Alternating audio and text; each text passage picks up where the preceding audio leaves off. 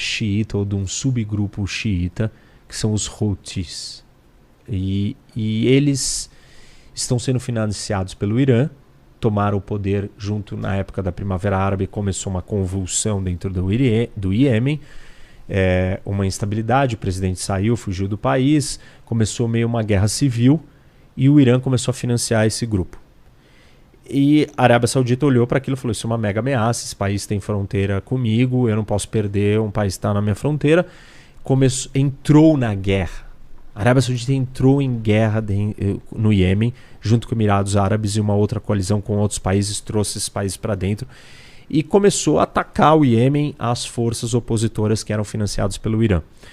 Em 2019 tem um ataque de um míssil a uma instalação de petróleo saudita vindo daí. E a Arábia Saudita aí espera que os Estados Unidos façam alguma coisa. Os Estados Unidos não vai lá defender, não faz nada.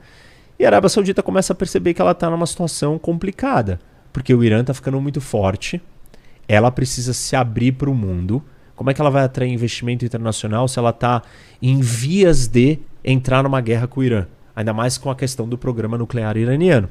Então a Arábia Saudita recua e fala assim, eu preciso fazer a paz com o Irã. Por quê? Porque eu preciso de investimento. Eu não posso ter essa ameaça de que o Irã vai me atacar. Eu preciso fazer um acordo com o Irã. E aí quem que entra na história para mediar o acordo é a China. Por quê? Os Estados Unidos não falam com o Irã. E a relação da Arábia Saudita com os Estados Unidos tem piorado muito, principalmente com o Biden no poder. O MBS, que é o líder saudita, ele era muito amigo do Trump. Amigo assim, que transcende a amizade pessoal, tanto que o marido da Ivanka Trump, que é a filha do Trump, recebeu fortunas de investimento no seu fundo de private equity do Fundo Soberano Saudita, controlado pelo MBS, em negócios para construir hotéis ou propriedades com o nome Trump em Oman, com financiamento saudita. Então a relação dele com o Trump, com os republicanos, é muito maior. E a situação com um democrata no poder fez a Arábia Saudita ficar assim, distante dos Estados Unidos. Tem as pressões, né? As pressões internas do Partido Democrata com os novos democratas muito mais ligados a direitos humanos. Isso. E menos ligados aos interesses americanos eventualmente na região, mas mais ligados a direitos humanos. A ligação de uma ditadura fundamentalista com o presidente americano que é democrata, vai vir um monte de gente dentro do partido e começa a brigar com o Biden falando, escuta, não tem como você ter uma relação de amizade com um cara que é um ditador e matou e esquartejou um jornalista numa embaixada. Isso, esse é um ponto importante, né? A Arábia Saudita matou um jornalista americano, na verdade ele é um saudita dissidente, que é um jornalista, foi para os Estados Unidos, do Washington Post, na Turquia. E ele foi morto dentro da embaixada saudita na Turquia. E assim, a Turquia chega, e esse é um pouco da postura da Turquia mudando o seu jeito de ser, e vira e fala assim, faz uma investigação e fala, foi a Arábia Saudita. Foi o MBS que mandou matar. E aí os Estados Unidos também ficam, né, muito incomodados com o que aconteceu e relatam, a CIA solta, o Biden solta um relatório da CIA dizendo que foi ele que mandou matar, foi o MBS. E isso causa, né, estremece demais a relação com a Arábia Saudita. Bom, quem é que pode fazer o acordo com o Irã? Os Estados Unidos não fala com o Irã. E aí a China fala. Porque a China tem uma relação com o Irã já de longa data e com a Arábia Saudita também cada vez mais forte. Porque a China precisa de petróleo. E hoje a China é o maior comprador do petróleo saudita. Muito mais que os Estados Unidos, disparado. E o Irã também. A China compra muito do Irã.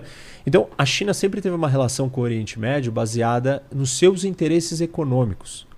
Pura e simplesmente. Eu preciso da matéria-prima, eu não tô nem aí, é ditadura, não é bom, também sou, né? Então tá tudo bem. E nunca se preocupou com nada além disso.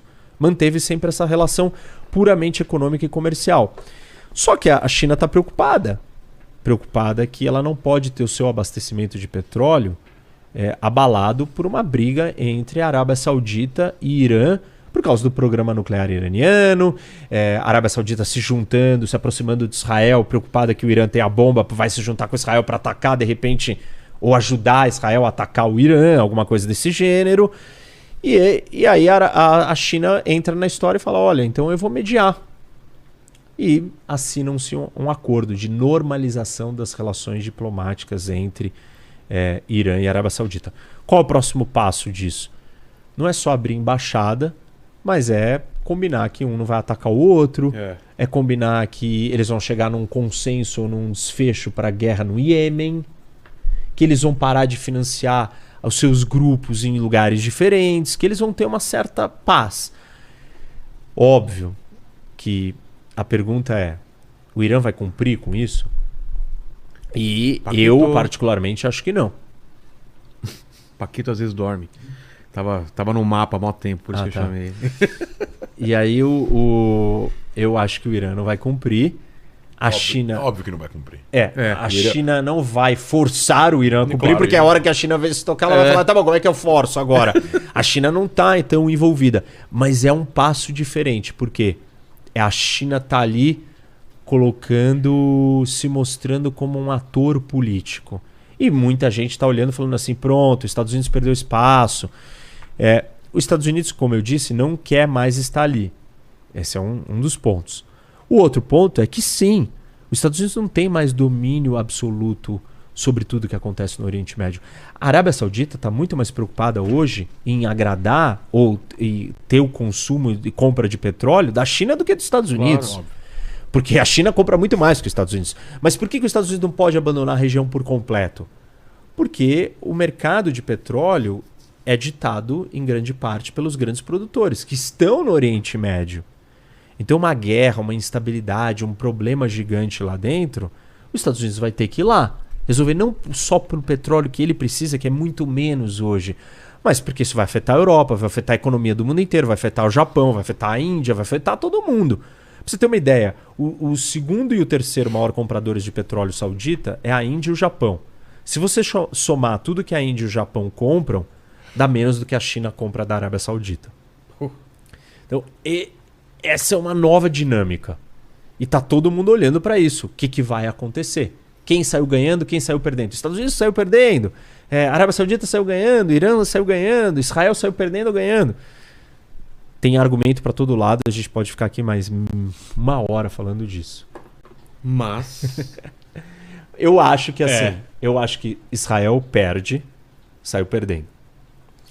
Eu acho que a Arábia Saudita tem um ganho ilusório momentâneo para satisfazer uma necessidade que ela entende que é apaziguar a percepção de que ela está se preparando para uma guerra com o Irã e isso vai atrapalhar os seus projetos de visão de 2030, o The Line e toda aquela história não vai dar certo. Quem ganha demais com isso é o Irã.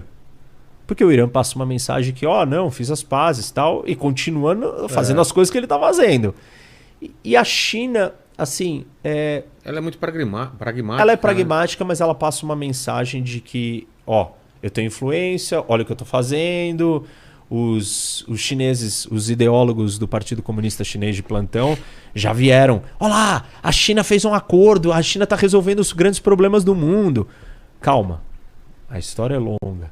Os grandes problemas do mundo vão ser resolvidos quando resolver o problema nuclear, quando acabar a guerra da Síria, quando acabar a guerra do Iêmen. Os grandes problemas do Oriente Médio, liderados e causados por Arábia Saudita e Irã, só vão ter sido resolvidos pela China quando esses dois países chegarem num acordo. E eles não chegaram ainda. Então é muito cedo para dizer que a China conquistou alguma coisa. Ela ganhou mais prestígio, ela ganhou mais influência.